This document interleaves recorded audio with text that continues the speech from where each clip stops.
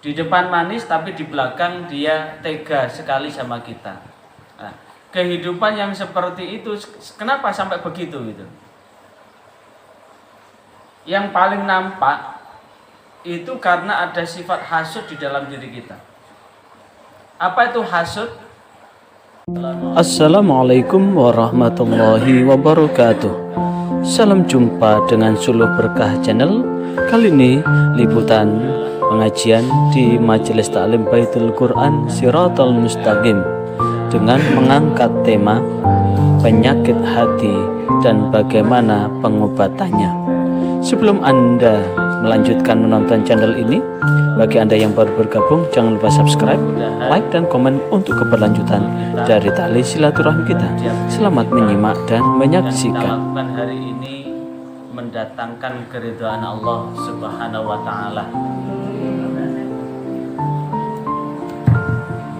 Sekali lagi mudah-mudahan duduk kita pada kesempatan ini adalah duduk yang termasuk disebutkan oleh Rasulullah Sallallahu Alaihi Wasallam sebagai Riyadul Jannah, taman surga. Karena majelis zikir, majelis Quran, majelis ta'lim itu masuk dalam kategori taman surga atau Riyadul Jannah. Hari ini kita akan membahas tentang macam-macam penyakit hati dan bagaimana mengobatinya. Kalau kita masih dengar, masih ingat akan kata pepatah, dalamnya lautan bisa diukur, tapi siapa tahu dalamnya hati. Di depan manis, tapi sesungguhnya di belakang itu terkandung dan tersimpan kejahatan yang luar biasa. Nampak di depan baik-baik aja, tapi begitu kita sudah ada di luar mereka atau di luar hadapan mereka, maka ternyata banyak hal yang digoreskan oleh orang tersebut. Sehingga kalau kemudian kalau saya meminjam kata-kata teman saya waktu saya masih ada di Sidoarjo dulu, teman saya itu pernah ngomong gini, kono jong guyang guyu, timbangannya guyu kayak guyune bedes. Pertanyaannya apa? Lah kenapa kok begitu? Wong ku lek nang guyune guyu bedes, bahaya. Kenapa? Di depan senyum tapi di belakang nyakar. Artinya apa? Dalam kehidupan ini kita tidak jarang menemukan beberapa orang yang seperti itu. Di depan baik-baik aja, tapi di belakang ternyata jadi musuh dalam selimut. Di depan manis tapi di belakang dia tega sekali sama kita. Nah, kehidupan yang seperti itu kenapa sampai begitu gitu? Yang paling nampak itu karena ada sifat hasud di dalam diri kita. Apa itu hasud? Perasaan tidak enak ketika seseorang beroleh nikmat. Ketika ada orang mendapatkan kenikmatan, maka akan timbul namanya keinginan untuk mendapatkan nikmat itu. Bahasa hasud itu adalah iri. Iri. Jadi ketika ada saudaranya dapat nikmat, hati ini cekot-cekot, cemut-cemut begitu. Kok gak aku sing ento iku, kok bukan saya yang mendapatkan itu. Nah, hasud yang paling bahaya itu adalah menginginkan ketika nikmat yang Allah berikan pada orang tersebut hilang, berpindah daripadanya. Jadi kata singkatnya, le aku gak entuk sing kaya ngono, ya aja ana barang iku nang gone wong iku. Makanya Rasulullah Shallallahu Alaihi Wasallam berpesan pada kita, iyyakum wal hasada fa innal hasada yakulul innal hasada yakulul hasanat kama ta'kulun narul hatoba. Iyyakum wal hasada, hati-hatilah kalian dengan hasud. Fa innal hasada, karena sesungguhnya hasud itu yakulul hasanat, akan menghancurkan, akan menghilangkan amal ibadah kita. Kama ta'kulun narul hatoba, seperti api itu akan menghancurkan kayu. Hasud itu dari mana? Ternyata hasud itu adalah orang yang ada di sekeliling kita. Orang yang sering bersama kita, orang yang sering bertemu dengan kita. Kenapa? Gesekan antara satu dengan yang lain, gesekan antara satu dengan yang lain, ini akan apa? Akan memunculkan apa? Sifat iri. Iri inilah yang sesungguhnya akan sangat amat bahaya. Sehingga sering orang yang iri ini kadang-kadang kesukaannya orang yang punya jiwa hasud itu suka menggunting dalam lipatan. Apa itu menggunting dalam lipatan? Namanya kain ya, kemudian dilipat, tapi di dalam itu dihancurkan dengan gunting. Berarti apa? Bawaannya suka kemudian memprovokasi orang lain, menggunjing agar orang ini terhina di hadapan. Kemudian bukan hanya itu, ketika ada sesuatu sukanya menyalip di tikungan, sehingga hal yang terjadi ini tidak akan terjadi pada orang. Kalau sudah demikian, apa obatnya gitu? Obatnya adalah harus yakin bahwa sesungguhnya Allah itu sudah ngasih catatan rizki atau apapun yang ada di dalam diri ini. Di dalam setiap orang itu ketika ditiupkan ruh pada saat kita di rahim ibu kita pada usia kandungan yang ke-120, itu Allah memerintahkan malaikat untuk meniupkan ruh. Dan saat ditiupkan ruh itu ada 4 hal yang dicatatkan. Salah satunya adalah rizki kita. Rizki kita. Jadi rizki kita itu sudah dicatat sama Allah, sudah ditentukan sama Allah. Sehingga untuk mengobati bahwa segala karunia apapun yang Allah berikan kepada manusia, pada hambanya, itu sudah ada ukurannya masing-masing. Sehingga namanya rizki itu tidak akan pernah tertukar. Rizki itu tidak pernah tertukar. Dan seberapa kuat seseorang berkeinginan untuk mendapatkan sesuatu, maka keinginan untuk mendapatkan sesuatu itu jika kemudian Allah tidak mencatatnya, tidak akan terjadi. Masih ingat beberapa bab yang terdahulu? Andaikan seluruh manusia ini berkumpul, bersekutu untuk memberikan kebaikan buat kita, jikalau Allah tidak mencatatnya, maka tidak akan terjadi. Begitu pula jikalau ada orang yang kemudian hendak mencelakakan kita, jikalau Allah tidak akan mencatatnya, tidak akan terjadi. Maka di satu sisi orang yang iri ini harus sadar bahwa sesungguhnya segala sesuatu yang Allah berikan itu sudah ada ukurannya masing-masing.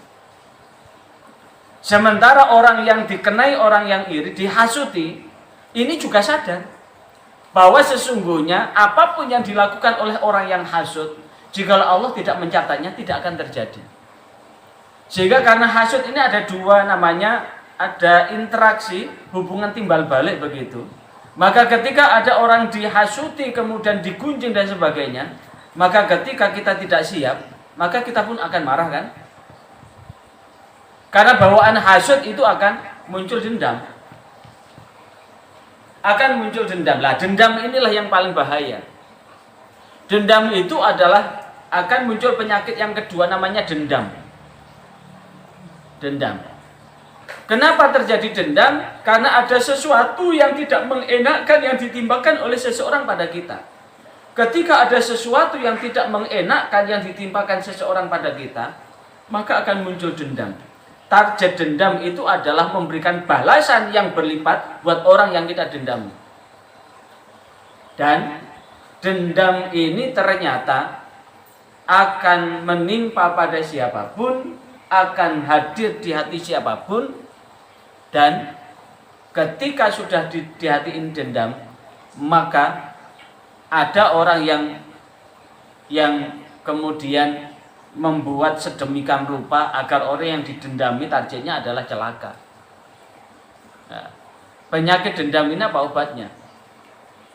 Besarkan maafnya. Jikalau ini tidak bisa memaafkan, maka tentu dendam ini akan menjadi penyakit yang terus-menerus akan menggerogoti. Sekali lagi, dendam ini akan terus-menerus akan menjadi penyakit yang akan menggerogoti amal perbuatan kita. Karena bagaimanapun juga, mau ibadah juga tidak tenang, mau apa-apa juga tidak tenang, mau dengan bertemu juga tidak tenang. Karena apa? Namanya dendam itu udah akan melipat gandakan pengaruh keburukan terhadap orang yang didendami. Obatnya apa? Besarkan maafnya. Kemudian kalau sudah dendam, maka akan muncul apa? Mata hati yang buta. Kalau mata hati sudah buta, maka yang terjadi adalah kebaikan apapun yang dilakukan oleh orang tersebut, maka tidak akan ada baiknya. Tetap tidak ada baiknya. Jadi kalau di dalam hati ini sudah bercokol dendam, kemudian dendam ini akan muncul penyakit yang lain namanya amarah. Udah dendam, kalau dendam itu sifatnya tersembunyi, kalau amarah itu lebih nampak. Kalau sudah amarah, maka targetnya ya menyakiti. Dan dari seluruh itu apa? Kenapa sampai muncul hasud? Kenapa sampai muncul dendam? Karena diawali dari pertama suka berprasangka. Suka berprasangka. Apa itu berprasangka? Menilai seseorang yang mana penilaian itu berbeda dengan fakta yang ada. Atau menilai seseorang dengan pikirannya. Kalau sudah menilai seseorang dengan pikirannya, maka kadang-kadang menyimpulkan apa yang dilihat, menyimpulkan apa yang didengar, menyimpulkan apa yang diketahui. Padahal kadang-kadang ketika kita sudah menyimpulkan, menilai seseorang, dan kemudian kita tidak kemudian melihat fakta yang sesungguhnya, maka itu hati-hati. Itu akan menimbulkan prasangka. Makanya Allah Subhanahu wa taala di dalam Al-Qur'an, ijtanibu katsiran minadh-dhon inna ba'dadh-dhon ismun. Jauhilah kalian dari prasangka, karena prasangka itu adalah sebagainya adalah berdosa. Prasangka yang sebagainya berdosa ini akan dikembangkan terus, maka akan menjadikan diri kita ini akan terus berprasangka. Orang yang suka berprasangka itu hidupnya akan tidak tenang. Kemana begitu engkau kayak gini, kemana engkau kayak gini, di mana akhirnya apa? Selalu curiga. Bawaannya adalah curiga. Dan ini sangat lekat dengan kehidupan di dunia politik. Karena rumus di dunia politik adalah ihtarisun nas bisu'idzan. Berhati-hatilah dengan seseorang, pandanglah seseorang itu dengan prasangka buruk. Makanya di dunia politik itu tidak ada yang langgeng. Sekarang jadi teman, besok jadi musuh. Sekarang jadi musuh, besok jadi teman. Karena yang langgeng itu adalah kepentingan. Selama kepentingan-kepentingan yang bersifat politis itu bisa diakomodasi, bisa diterima, maka walaupun salah ya dibela mati-matian. Masih ingat pemilu kemarin tanggal berapa itu? Tanggal 14 Februari kemarin itu. Nampak di mata itu sebetulnya salah itu. Tapi dibela mati-matian itu.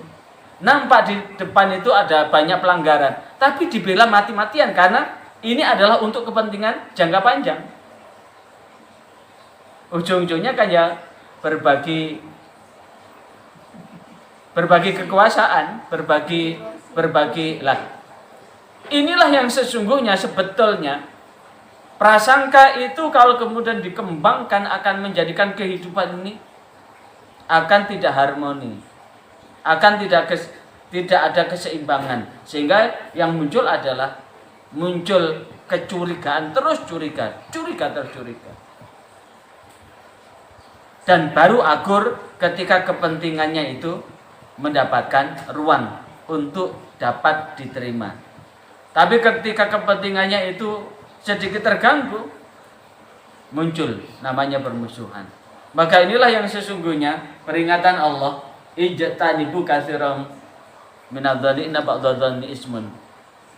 Lah, setelah prasangka muncul dari penyebab adanya iri itu apa ya? Ada sifat riya. Riya itu dari kata ro'a. Ro'a itu berarti satu keinginan diri untuk tampil yang terbaik di hadapan orang lain. Merasa bahwa diri ini akan menjadi lebih hebat, lebih mulia, lebih tinggi daripada orang lain. Atau berkeinginan untuk menampakkan kemuliaan atau diakui kemuliaannya itu di hadapan orang lain.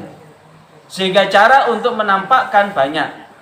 Bisa menceritakan apa yang dilakukan, bisa memperdengarkan, memperlihatkan apa-apa yang sudah diperbuat dengan harapan supaya dia dapat pengakuan itu. Nah, kalau orang yang seperti ini memang tidak akan pernah habis. Karena apa? Dalam urusan materi memang tidak urusan materi loh ya. Dalam urusan materi maka keinginan manusia itu tidak akan terbatas. Walaupun alat pemenuhnya akan sangat terbatas. Nah, inilah yang kemudian kalau kemudian dikejar-kejar dengan begitu, maka tidak akan pernah ada habisnya. Saya sering menggambarkan begini. Kalau masih kecil tugasnya ya bekerja, belajar. Kalau sudah selesai belajar, bekerja. Kalau sudah dapat pekerjaan, kalau laki-laki menikah. Kalau sudah menikah, nanti kan secara otomatis kan ada anak kan? Anak lahir. Maka memberi nafkah buat anak-anak, kebutuhan anak-anak. Seluruh kebutuhan ini sudah terpenuhi, semuanya masih ada. Maka kadang-kadang mencari mainan baru, cari istri lagi dan sebagainya. Untuk mendistribusikan, begitu laki-laki itu. Maka bagaimana mengobati itu? Maka lakukan apa yang ada ini step by step, dan setiap kita mendapatkan sesuatu puaskan di dalam hati ini. Jika masih bujang kemudian mendapatkan istri, alhamdulillah saya telah mendapatkan istri yang solihah, istri yang bisa mendampingi saya kemana saja, istri yang bisa mendampingi saya untuk membina rumah tangga, istri yang mendampingi saya untuk mendidik anak-anak dan sebagainya. Nah, saya sering menyampaikan bahwa istri yang solehah satu itu akan melebihi istri 1000 yang tidak solehah. Kenapa? Kita orang biasa saja tidak bisa kok. Kurang apa Nabi Ibrahim? Kurang apa Nabi Yakub? Siapa Nabi Yakub itu? Nabi Yakub itu adalah cucu Nabi Ibrahim. Itu tidak bisa mengakurkan kok istri satu dengan yang lainnya kok. Anak-anaknya, sehingga dampaknya adalah ada sifat hasud yang dihembuskan oleh Yahuda. Sekali lagi, ada sifat hasud yang dihembuskan oleh Yahuda. Perasaan apa? Karena merasa bahwa cintanya Nabi Yakub itu lebih besar kepada Nabi Yusuf dibandingkan dengan anaknya yang lain. Anak yang lain dari istri yang lain 10 itu setiap hari disuruh bekerja untuk menggembalakan kambing. Sementara Nabi Yusuf yang waktu itu masih kecil bersama adiknya Bunyamin yang masih kecil, yang memang belum untuk bisa bekerja. Di samping itu Nabi Yusuf ini ditinggal oleh ibunya ketika masih kecil, sehingga ini dia adalah piatu. Kepiatuan inilah yang kemudian menimbulkan welas asih dari saudara-saudaranya Nabi Yakub, sekaligus welas asihnya Nabi Yakub untuk menyayanginya. Dan ini dilihat oleh Yahuda sehingga kemudian memprovokasi 9 saudara yang lain untuk membenci Nabi Yusuf. Sampai berujung apa? Merencanakan untuk membunuh Nabi Yusuf. Tapi karena ada satu dari 10 saudara namanya Levi. Levi ini adalah kakeknya dari Nabi Musa, Nabi Harun. Ini kemudian jangan kau bunuh. Akhirnya apa? Dibuang ke sumur. Dari apa? Dari hasud, iri. Dan iri itu ternyata ya dari apa? Dari siapa? Dari ibunya. Dari ibunya ini merasa iri dengan ibunya Nabi Yusuf. Jadi istri Nabi aja tidak lepas dari sifat hasud itu. Artinya apa? Betapa bahayanya hasud itu. Makanya Allah Subhanahu wa taala mengingatkan buat kita semua bahwa sesungguhnya sebelum Allah menciptakan Nabi Adam, Allah sudah menciptakan malaikat. Allah sudah menciptakan iblis. Dan saat Allah menciptakan Nabi Adam, karena Nabi Adam ini ditakdirkan Allah untuk menjadi khalifah, akan mengajarkan kebaikan, akan meneruskan kebaikan, dan kemudian atas kebaikan yang Allah takdirkan dan kuasakan kepada Nabi Adam ini, begitu Nabi Adam sudah tercipta dan diciptakan oleh Allah, Allah memerintahkan kepada makhluk Allah yang lain untuk memberikan hormat kepada Nabi Adam. Semuanya ngasih hormat, illa iblis, kecuali iblis. Dan iblis inilah yang kemudian karena dia menolak, aba wastakbar, dia membangkang dan sombong di hadapan Allah. Bahkan kesombongannya itu luar biasa. Kalau dibahasakan dengan bahasa permata hijau ini, lapo aku ngekei hormat nang ngene Adam, wong aku digawe luwih dhisik, aku luwih tuwa, aku luwih hebat, mergo aku digawe teko geni, sementara Nabi Adam diciptakan dari tanah dan itu diciptakan kemudian. Itulah yang kemudian menimbulkan kemurkaan Allah. Allah kemudian mengusir iblis dari surga. Tapi apa yang terjadi? Ketika iblis diusir dari surga, sebelum meninggalkan surga, iblis minta 2 hal. Yang pertama, usianya minta ditangguhkan sampai kiamat. Yang kedua, iblis minta dikasih izin menggoda Adam dan anak cucunya.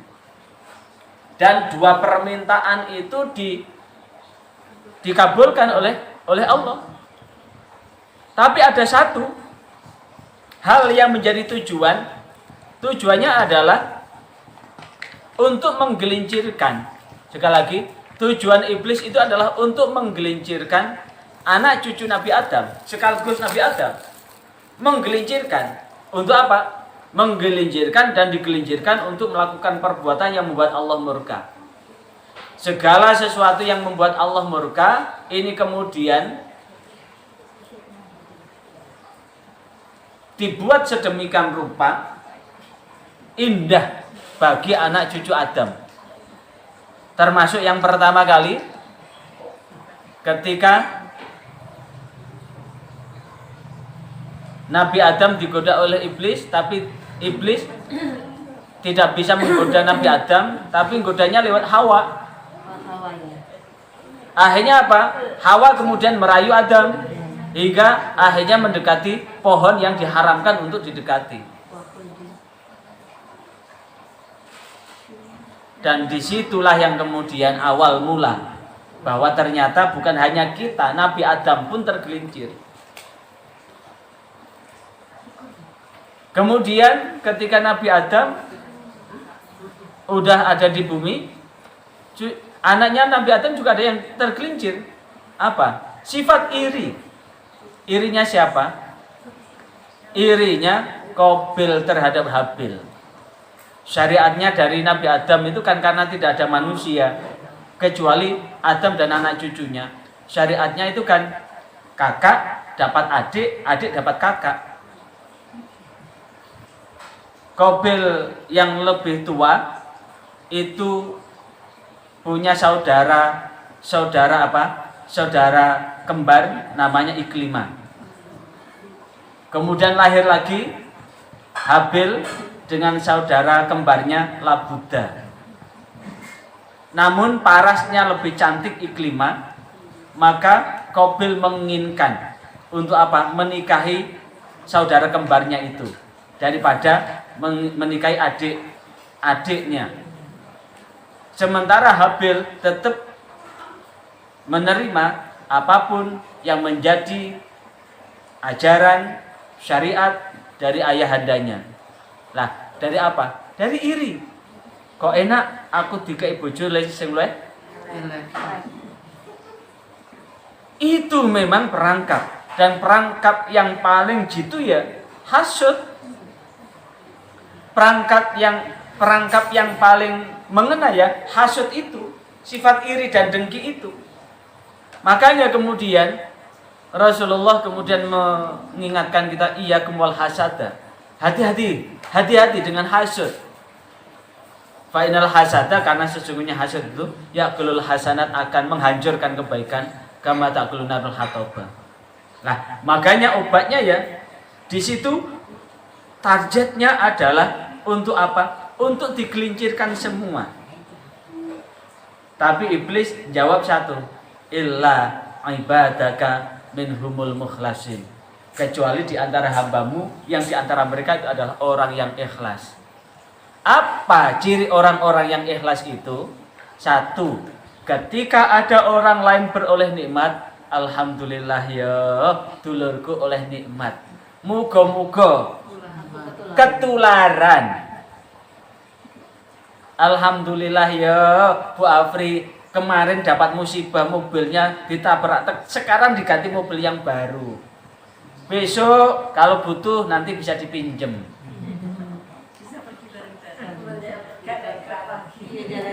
Kalau jalan-jalan ke Pacet nanti saya tidak usah beli mobil, cukup ikut. Itu artinya apa? Kata alhamdulillah. Ketika orang lain beroleh nikmat, alhamdulillah. Ada temannya dapat kemuliaan, pangkat, alhamdulillah temanku.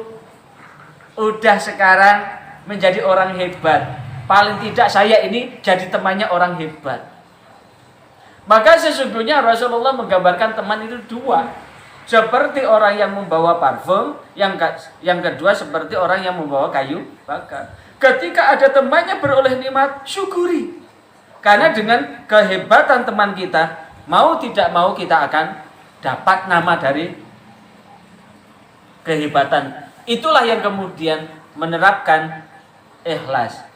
Ketika kemudian disakiti orang, alhamdulillah ya, isya ana wong sing nglarani aku. Berarti ana sing njupuk dosaku. Dirasani wong nggih ngoten. Alhamdulillah ya, sak ana wong gelem ngrasani aku. Masya krungu nggih mboten napa-napa. Krungu lak tutuk ngrasani. Masya mari ngono ngrasani. Rungokno ae. Terus yo aku ikhlas kok. Alhamdulillah sampean njupuk dosaku. Artinya apa? Bahwa obatnya illa ibadaka minhumul mukhlasin. Hamba-hamba Allah yang ikhlas itu yang tidak akan tergoyahkan dengan berbagai macam penyakit hati. Karena hati ini halus banget kok. Mau jalan begitu, mau ngaji begitu. Pantes ya enggak ya ini.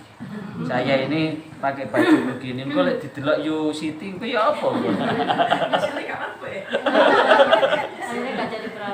Wah, ini cocok enggak? Akhirnya mlebu metu? Iya. Delok kaca. Cocok enggak ini? Iki bibiran ini cocok enggak ya? Bedaan ini cocok enggak sampai supaya apa itu? Sampai kacane lho sampai pecah. Sampai pecah. Artinya apa? Tujuannya apa? Ingin dilihat orang. Iya, itu sama dengan ria. Itu sama dengan ria, pamer. Ingin dilihat. Ini mau resepsi. Kalau kita ndak pakai seragam, oh gak jos ini. Tapi begitu sudah pakai seragam, hatiku ono, Bu. Deloken awak dhewe paling hebat kan? Lain gak ono sing seragam kita tok. Jangan dikira itu bukan penyakit hati itu. Maka obatnya adalah tampilkan diri sendiri, jati dirinya. Kalau adanya itu wis nggak usah macam-macam, nggak usah gayuh-gayuh. Makanya tadi malam itu kumpul sama saudara. Yang saudara satu ini cerita begini, yang saudara satu cerita begini, istri kemerokok begini, Bi, nanti bikin ini ya Bi ya, supaya kita dapat begini. Udah, syukuri yang ada. Toh kita kalaupun toh sudah pensiun, udah sama-sama dapat pensiunnya. Kita nikmati pensiun yang ada, wis nggak usah macam-macam, yang penting cukup. Kepengen mangan cukup, kepengen metu cukup, kepengen tuku apa cukup, kepengen nambah cukup, yang penting cukup. Nah, artinya apa? Merasa cukup itulah yang kemudian akan meminimalkan timbulnya penyakit hati. Ketika kita membandingkan diri kita dengan orang lain, kemudian pembanding kita itu lebih tinggi dari apa yang ada di diri kita, maka inilah yang akan menjadi bibit-bibit untuk iri, hasud. Makanya Rasulullah mengingatkan, undur ila man asfala minkum wala tanzur ila man huwa fawqakum. Lihatlah orang yang ada di bawah kalian, jangan engkau lihat orang yang ada di atas kalian. Urusan nikmat, lihat yang paling bawah. Urusan kesehatan, lihat yang paling bawah. Dengan apa? Inilah yang akan mengantarkan kita tetap di jalan yang Allah ridhoi. Sehingga Allah di dalam Al-Quran surah Al-Hijr ayat 41, qala hadza siratun alayya mustaqimun. Sama dengan nama ini. Allah kemudian menjawab pernyataan statement iblis tadi, hadza siratun alayya mustaqimun. Hadza, inilah siratun, jalan, alayya, yang aku tetapkan, mustaqim, tetap lurus. Sebaliknya di dalam Al-Qur'an surah Shad ayat 85, setelah iblis di ayat 83, illa ibadaka minhumul mukhlasin, kecuali di antara hambamu yang di antara mereka adalah orang yang ikhlas. Maka Allah menjawab qala fal haqqu wal haqqa aqul. Apa itu fal haqqu? Inilah yang benar, dan yang benar itu adalah apa yang aku tegaskan. Di dalam apa? Di dalam firman Allah. Dan bagi orang yang terperosok dengan bujuk rayu setan, la'amla'anna jahannam minka wa mimman bi'aka minhum ajma'in. Apa? La'amla'anna jahannam, sungguh akan terpenuhkan neraka jahanam, minka, darimu iblis dan anak turunnya iblis, wa mimman, dan orang-orang tabi'aka yang mengikuti iblis, minhum ajma'in, dari mereka seluruhnya. Jadi nanti neraka jahanam itu akan dipenuhi iblis dan anak turunnya dan anak cucu Nabi Adam yang tidak ikhlas di dalam hidupnya, karena hanya orang ikhlas yang selamat. Sehingga orang yang datang pada hari kiamat nanti adalah orang yang bikol bin salim, hati yang terhindar dari sifat iri, dengki, perilaku buruk, hasud, dendam, dan lain sebagainya yang memerosokkan kita dalam jurang kenistaan, akan menjadi pengikutnya setan.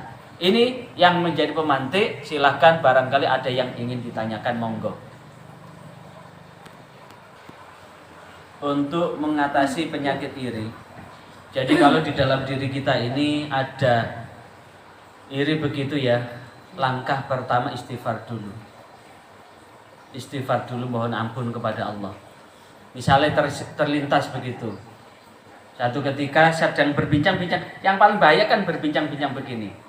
Kemudian masing-masing kan saling menceritakan. Lah, muncul iri kan karena ada apa? Ada dari sum'ah, riya. Orang berbincang-bincang itu kan berlomba-lomba untuk menceritakan kebaikannya masing-masing kan. Lah, ketika terceritakan kebaikan itu, kemudian ketika kita tidak ada dalam cerita itu, sehingga kita tidak bisa mengimbangi dari perbincangan itu, maka akan muncul iri. Iri ini kalau kemudian dilanjutkan akan hasud. Hasud sama iri sama, kemudian dendam dan sebagainya.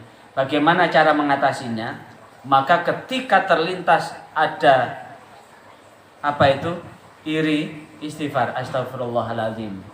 Yang kedua, sadar bahwa sesungguhnya Allah itu sudah memberi takaran masing-masing terhadap apa yang diterimakan buat hambanya. Dan yakinlah bahwa Allah itu akan mencukupi apapun yang dibutuhkan oleh hambanya. Ketika sudah dicukupi, maka tidak perlu membanding-bandingkan diri kita dengan orang lain. Makanya sampai muncul nyanyian ojo dibanding-bandingke, lek dibanding-bandingke ya mesti beda. Wong suami istri juga beda kok. Anak 1, 2, 3 itu juga beda. Wajahnya beda, tinggi beda, kurus gemuknya beda, rupanya juga beda, kelasnya juga beda, lahirnya juga beda, umurnya juga beda. Sehingga tidak perlu disamakan. Sadar bahwa kita memang diciptakan berbeda. Tapi dalam perbedaan itu ada rahmat yang Allah berikan buat kita. Dan yang ketiga, ketika terlintas iri kemudian merasa cukup dengan apa yang Allah berikan. Dan yang terakhir, sadar bahwa iri ini adalah salah satu perangkap iblis untuk menggelincirkan kita dari kesesatan. Yang lain Ibu? Masih di kandungan kan berarti sudah ada ketentuan. Mungkin hari ini rezeki kamu 5.000. Nah, karena hari ini saya bekerja keras, apakah bisa merubah ketentuan yang sudah ditentukan? Oke, betul. Terkait dengan rizki, Allah itu ngasih paket minimal dan paket maksimal. Untuk membedakan antara paket minimal dan paket maksimal, itulah namanya usaha. Dapat diibaratkan Allah udah ngasih bentang 1 petak sawah begitu pada 2 orang. Kemudian hasil dari sawah itu bergantung dari usaha. Kalau yang satu sawah itu dibiarkan, pekerjaan setiap hari tidur, makan tidur, maka sawah ini akan kosong, tidak menghasilkan. Bukan hanya kosong, tidak menghasilkan, semak belukar akan tumbuh liar di situ. Yang satu setiap hari habis subuh dicangkul sedikit, cangkul dibersihkan, besoknya ditanami, lusanya kalau ditengok tumbuh atau tidak, kalau sudah tumbuh dirawat, maka tentu hasil yang diperoleh orang yang pertama dengan orang yang kedua beda. Jadi urusan rezeki itu ada batasan minimal, ada batasan maksimal. Tapi batasan minimal dan batasan maksimal itu sudah diukur sama Allah. Sehingga ketika dalam mendapatkan sesuatu yang ada di dalam diri manusia, yang penting usaha. Sadar bahwa segala yang terjadi itu baik dan buruk dari Allah. Kalau kita sudah sadar bahwa baik dan buruk itu adalah dari Allah, sementara yakin bahwa kita manusia dikasih kesempatan untuk ikhtiar. Sudah yakin bahwa baik buruk dari Allah, kemudian kita lanjutkan dengan ikhtiar. Ikhtiar sudah maksimal. Hasilnya baik atau tidak disertai dengan doa. Jadi usaha, doa, inilah yang kemudian akan menentukan hasil akhir. Kalau kemudian ternyata kita ikhtiar sudah, doa sudah, tapi hasil ini tidak sesuai dengan ekspektasi kita, maka yakin bahwa itu sudah takdir. Terima dengan ikhlas. Ada pembanding, kita sudah bekerja yang bagus, misalkan di kantor gitu ya. Kita sudah bekerja bagus. Yang satu kerjanya kalau diukur secara jujur dari tim juri begitu, masih bagus kita. Kenapa? Yang satu ini karirnya naik terus, sementara saya tetap mandek. Maka tentu usaha sudah, doa sudah, hasil seperti itu, maka tetap yakin bahwa ini tetap takdir Allah. tanpa harus mengusik kenikmatan yang Allah berikan buat orang lain. Sehingga ketika yang kita inginkan itu tidak sesuai, sabar. Ketika melampaui apa yang kita prediksikan, maka bersyukur. Ikhlas, sabar, bersyukur, inilah yang akan menentukan kadar kualitas keimanan kita. Dan itulah yang kemudian akan menjadi rahasia. Kenapa? Inna akramakum indallah atqakum. Orang yang paling mulia di sisi inna akramakum, orang yang paling mulia di antara kalian adalah indallah, di sisi Allah adalah atqakum, orang yang paling bertakwa. Itulah yang kemudian orang yang paling bertakwa itu adalah satu, yakin baik dan buruk itu dari Allah. Yang kedua, walaupun toh begitu dia tetap berusaha. Yang ketiga, bahwa dia tetap berdoa, mudah-mudahan usaha ini berhasil. Dan ketika sudah berhasil, yakin apapun hasilnya tetap dari Allah. Dan inilah yang akan menyertakan kita. Kita akan enjoy hidup ini. Dan kadang-kadang kalau orang memaksa betul, sekali lagi memaksa betul, apalagi dengan jalan yang tidak reguler,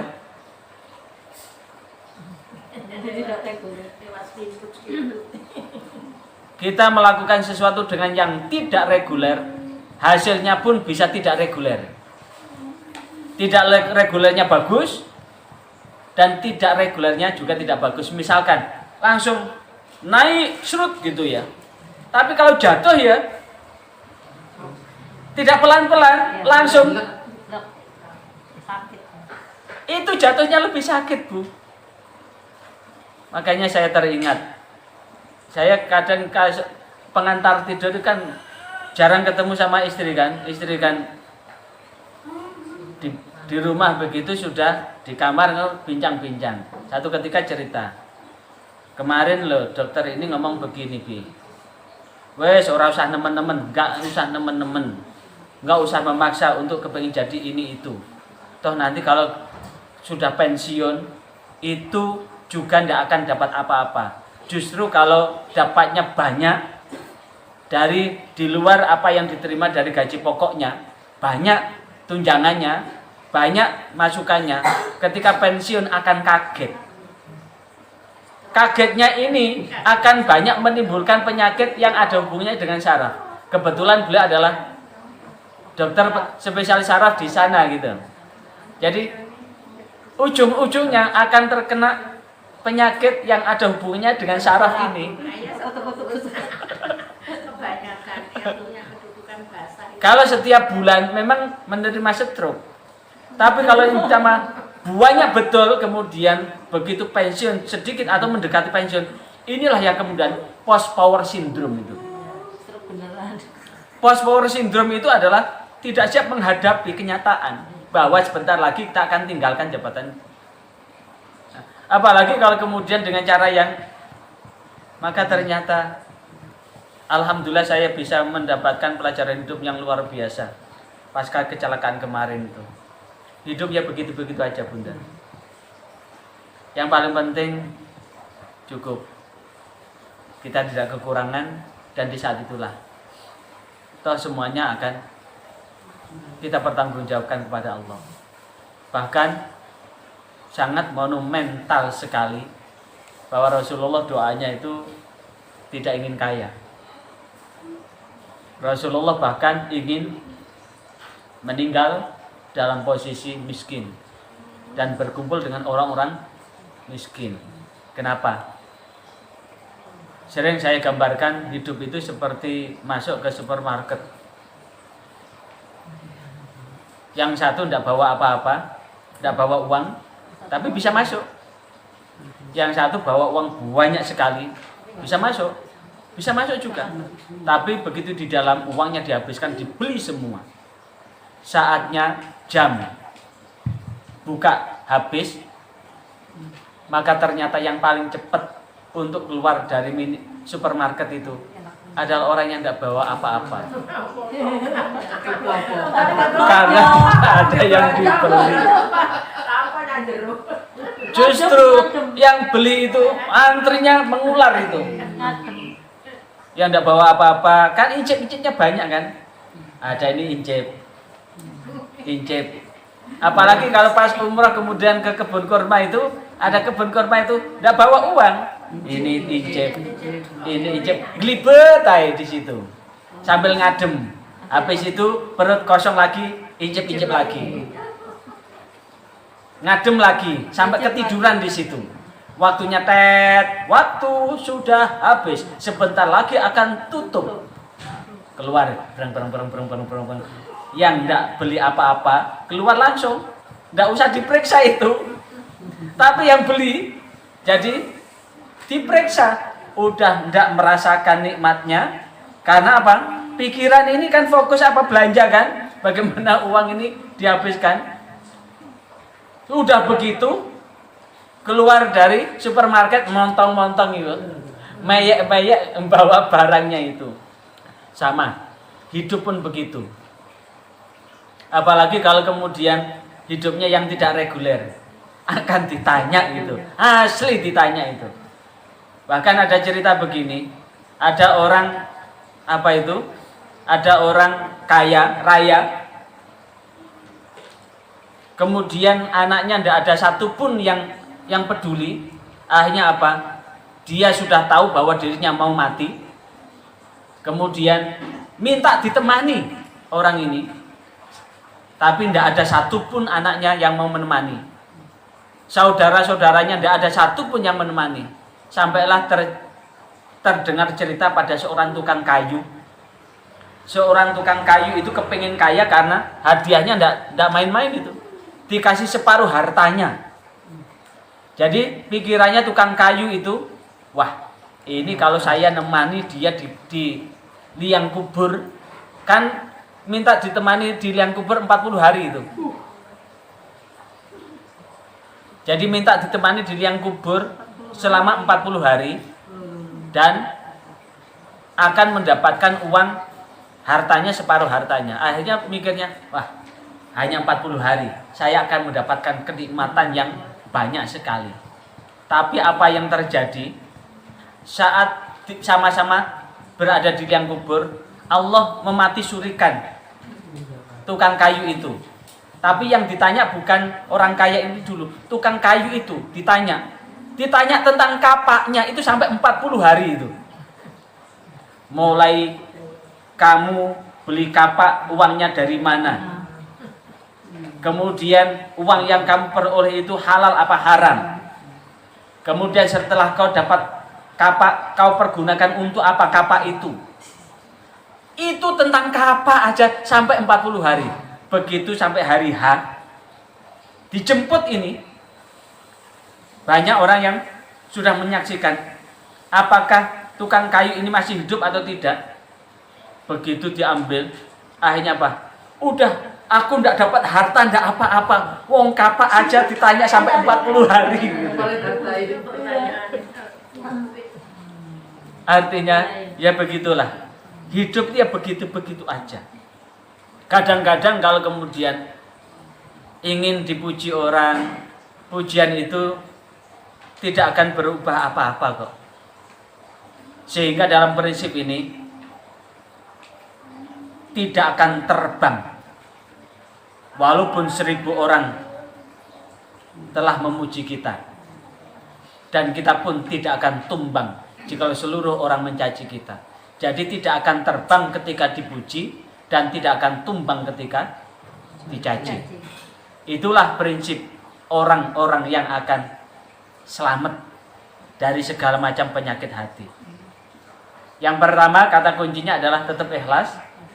Karena ikhlas itu tidak akan terbang ketika dipuji dan tidak akan tumbang ketika dimaki. Monggo yang lain. A'udzubillahi minasyaitonirrajim. Bismillahirrahmanirrahim. Alhamdulillahirabbil alamin. Allahumma shalli wa sallim ala sayyidina Muhammad bi rahmatika ya arhamar rahimin. Ya Allah, hari ini kami bersimpuh ke hadirat-Mu ya Allah.